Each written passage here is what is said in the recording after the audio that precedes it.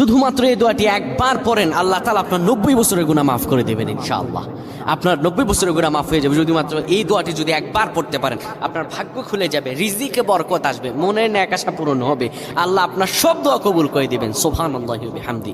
এত ফজিলত, এই দোয়াটা আপনারা শেয়ার করে দিবেন। এই যুবকেরা, আমল না করেও সওয়াব পাবা। তোমার একটি শেয়ারে, একটা বাটনে প্রেস করে তুমি সওয়াব পেয়ে যাবা। কারণ তুমি আমল না করো, অন্য কেউ যদি তোমার শেয়ারের বদৌলতে আমল করে, সওয়াব তুমি পেয়ে যাবা। নবীজির হাদিস। আমার ভাইয়েরা, আল্লাহর কাছে দোয়া করা, আল্লাহর কাছে দোয়া চাওয়া, এটি হলো মুমিনদের কাজ। আমার আল্লাহ বান্দাকে বলেন, বান্দারে উদউনি আস্তাজিব লাকুম, আমার কাছে চাও, আমার কাছে চাইলে আমি আল্লাহ তোমাকে দিয়ে দিব।